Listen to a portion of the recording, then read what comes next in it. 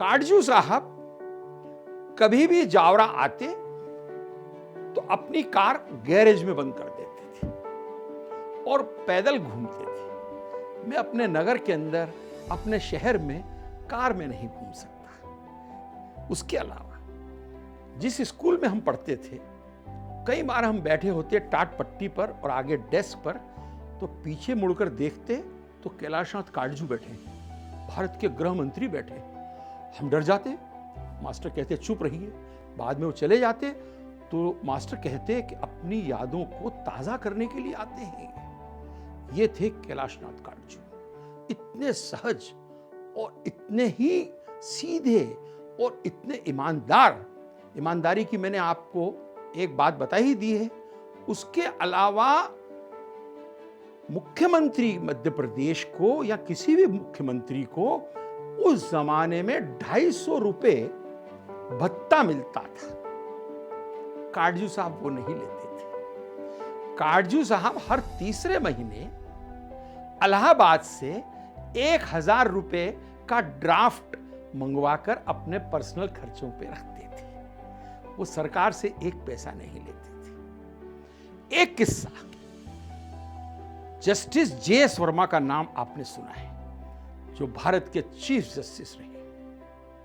हम उनसे मिलने गए और हमने उनसे गुजारिश की कि हम डॉक्टर काटजू की याद में एक ट्रस्ट चलाते हैं जिसके हम उसको अध्यक्ष बनाना चाहते हैं। कहने लगे आपको एक किस्सा सुनाता हूं।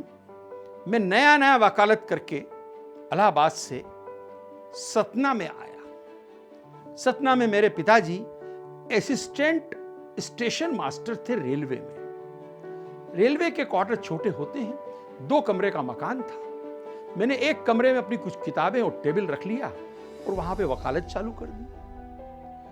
एक दिन रात के टाइम 8 बजे के करीब मेरे घर के सामने एक जीप और एक कार रुकी और एसपी महोदय आए। कहने लगे डॉक्टर काटजू आपसे मिलने आए हैं। वो घबरा गए। कहने लगे डॉक्टर काटजू को तो मैं जानता ही नहीं हूं, वो मेरे से मिलने कैसे आए? वो घर में आ गए, छोटे से कमरे में बैठ गए। भाई तुम नए वकील हो? कहा जी हाँ। कहां से पास किया? इलाहाबाद से किया है। यहां पे ये बताओ, कोर्ट में कोई तकलीफ? कोर्ट में लाइब्रेरी कैसी है? कोर्ट में फर्नीचर कैसा है? कोर्ट में सुविधाएं कैसी हैं? 1 घंटे तक जस्टिस जे.एस. वर्मा, जो बाद में देश के चीफ जस्टिस ऑफ इंडिया बने, उन्होंने बताया, वो चर्चा करते रहे। उनको विश्वास ही नहीं हुआ कि इतना बड़ा वकील और देश का लॉ मिनिस्टर, होम मिनिस्टर रहा हुआ और मुख्यमंत्री उसके एक छोटे से कमरे में आ गया। 1 घंटे बाद वो चले गए और कुछ दिनों बाद उनके कोर्ट के अंदर जो जो उन्होंने बातें बताई थी, वो सुविधाएं सब उपलब्ध हो गई। एक और वाकया, अर्जुन सिंह जी कम्युनिकेशन मिनिस्टर बने। हम उनसे मिलने गए। हम उनको बताया कि डॉक्टर काटजू ट्रस्ट बनाया है, उसमें आपको आना है। कहने लगे तुम कब से जानते हो काटजू साहब को? हमने कहा हम पैदाइश से जानते हैं। कहने लगे आपको बताऊं, मैं कांग्रेस में काटजू साहब के कारण हूं। हमने कहा सर कैसे? कहने लगे मैं नौजवान था, चुरहट से मैं इंडिपेंडेंट चुनाव जीत के आया। काटजू साहब मुख्यमंत्री बन के आ गए थे। उन्होंने मुझे बुलाया, नौजवान तुम इधर आओ। तुम कौन सी पार्टी के हो? उनका कि मैं निर्दलीय हूं। निर्दलीय तुम क्या कर लोगे? देश का क्या भला करोगे? ये कांग्रेस का फॉर्म लो और भरो। उन्होंने मुझे कांग्रेस का। आप आजादी की लड़ाई के अंदर जिस प्रकार गोविंद वल्लभ पंत ने जवाहरलाल नेहरू को बचाने के लिए अपनी गर्दन को आगे कर दिया था और जिंदगी भर उनकी गर्दन हिलती रहती थी, काटजू साहब को गोली लगते लगते बची, उनके कान फट गया, उनका पर्दा फट गया, उनको सुनाई देना बंद हो गया, तो मशीन लगाते थे। तो काटजू साहब कई बार जब अपोजिशन वाले विधानसभा के अंदर बहुत चिल्लाते और शोर मचाते, तो काटजू साहब अपनी मशीन निकाल देते थे। कहने लगे तुम चिल्लाओ। तो काटजू साहब, ये भी एक आपको बड़ा इंटरेस्टिंग वाकया मैं सुना रहा हूं। कैलाशनाथ काटजू मध्य प्रदेश के मुख्यमंत्री बने 31 जनवरी 1957 को और 11 मार्च 1962 तक इस पद पर रहे।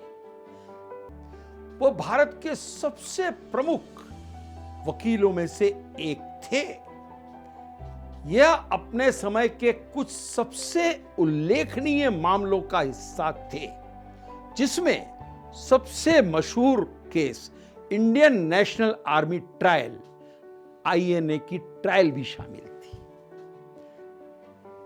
उस ट्रायल में सर तेज बहादुर सप्रू, कैलाश नाथ काटजू जिन्होंने पूरी ब्रीफ तैयार की थी, और पंडित जवाहरलाल नेहरू जिन्होंने 25 वर्ष बाद काला कोट पहना था। काटजू साहब जल्दी ही भारतीय स्वतंत्रता आंदोलन में शामिल हो गए और अपनी गतिविधियों के लिए साथी स्वतंत्रता कार्यकर्ताओं के साथ कई साल जेल में बिताए। आप भारतीय राजनीति में भारतीय राष्ट्रीय कांग्रेस के जीवन साथी रूप में रहे और आपकी पत्नी का नाम रूप किशोरी था। आपके 3 बेटे हुए, शिवनाथ काटजू, रामजी काटजू और ब्रह्मानंद काटजू, और आपकी 2 बेटियां हुई। आपके बड़े बेटे शिवनाथ काटजू के बेटे, जो पिछले कुछ वर्षों पहले justice Markandey Katju Supreme Court से रिटायर हुए, आपके ग्रैंडसन हैं। डॉक्टर कैलाशनाथ काटजू ने जेल में रहकर भी और बाहर भी कई किताबें लिखी, जैसे वकालत में प्रयोग, न्याय के न्यायालयों में एक बादशाह, दिन याद आते हैं, वकालत में यादें और प्रयोग। उन्होंने ऐसे कई लेख भी लिखे और कई यादगार भाषण भी दिए। डॉक्टर काटजू नेशनल हेराल्ड के संस्थापक भी रहे। वह एसोसिएटेड जर्नल लिमिटेड के संस्थापकों में से एक थे और कंपनी के मेमोरेंडम ऑफ एसोसिएशन के 7 मूल ग्राहकों में से एक थे, जिसने नेशनल हेराल्ड और 2 अन्य समाचार पत्रों का प्रकाशन चालू किया था। सन 1914 में Kailashnath Katju high court bar के सदस्य बने। 1935 से 1937 तक वे इलाहाबाद म्युनिसिपल कॉरपोरेशन के चेयरमैन भी रहे। वे हमेशा कहते थे कि किसी को भी राजनीति में आना हो तो सबसे पहले म्युनिसिपैलिटी का चुनाव लड़ो, उसके बाद विधानसभा का चुनाव लड़ो, उसके बाद लोकसभा का चुनाव लड़ो, तब आप बहुत बेहतरीन नेता बनेंगे। ये थी काटजू साहब की सीख उन नेताओं के लिए जो आज ऊपर से छतरी से डायरेक्ट लोकसभा और राज्यसभा के मेंबर बन जाते हैं। काटजू साहब के भूलने के किस्से भी काबिले जिक्र हैं। एक बार काटजू साहब छतरपुर के दौरे पर थे। वहां उनकी सरकार में एक उप मंत्री दशरथ जैन एक प्रतिनिधि मंडल लेकर सर्किट हाउस में मुलाकात के लिए पहुंचे। दशरथ जी ने मुख्यमंत्री का सबसे परिचय करवाया। आखिरी में काटजू ने दशरथ से ही पूछ लिया कि आप कौन हैं? मंत्री जी का जवाब आया, डॉक्टर साहब मैं दशरथ जैन। फिर काटजू जो बोले उसे जैन साहब के तो काटो तो खून नहीं। मुख्यमंत्री बोले, एक दशरथ जैन तो हमारे मंत्रिमंडल में भी है। दशरथ जैन बोले, जी मैं वही तो हूं। कैलाशनाथ काटजू ने मुख्यमंत्री रहते हुए संगठन पर पकड़ बनाने में कोई दिलचस्पी नहीं दिखाई। वो कहते थे, भाई देखो कांग्रेस अपना काम करे, मैं अपना काम कर रहा हूं। लेकिन ये रवैया उनकी राजनीति के लिए ठीक नहीं रहा। जब काटजू साहब सीएम बने तो तभी संगठन में भी एक आदमी की शीर्ष पर पारी शुरू हो चुकी थी। काटजू नियुक्ति के रास्ते और थे और वह चुनाव के जरिए इंदौर अधिवेशन के बाद कांग्रेस में प्रदेश अध्यक्ष पद के लिए भी चुनाव की तैयारी शुरू कर रहा था। और उसका नाम था देश लहरा, जो महाकौशल का एक बहुत बड़ा नेता था।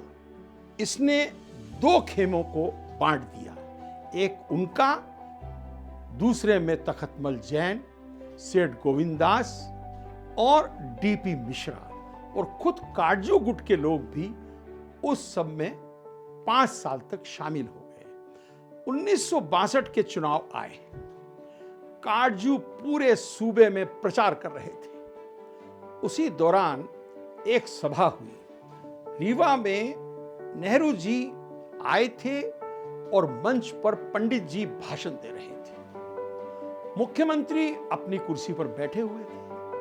तभी उनके सुरक्षा अधिकारी ने एक तार उनके हाथ में थमा दिया। उसमें लिखा था, फौरन जावरा पहुंच जाइए, मुश्किल में पड़ गए हैं।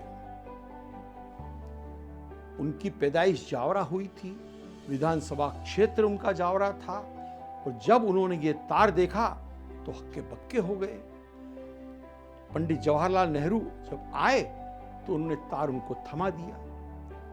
पंडित जी आग बुलबुला हो गए, कहने लगे ये क्या है?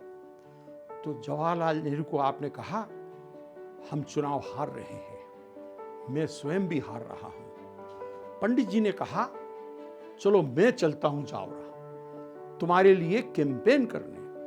कैलाशनाथ काटजू ने कहा, यह मेरे लिए सबसे शर्मनाक बात होगी। मेरे घर में जवाहरलाल नेहरू कहने आएगा कि कैलाशनाथ को वोट दो? नहीं। उन्होंने जवाहरलाल जी को जावरा नहीं आने दिया, और उसका हश्र ये हुआ कि कैलाशनाथ काटजू 1400 वोटों से हार गए। भारत के इतिहास में 1962 का वो चुनाव, जिसमें सीट पर रहते हुए देश का कोई मुख्यमंत्री चुनाव हार गया, ये पहला हादसा था। आज के एपिसोड में डॉक्टर कैलाशनाथ काटजू के ऊपर हमने काफी बातें बताई। कई बातें बाकी हैं जो हम आपको अगले एपिसोड में बताएंगे।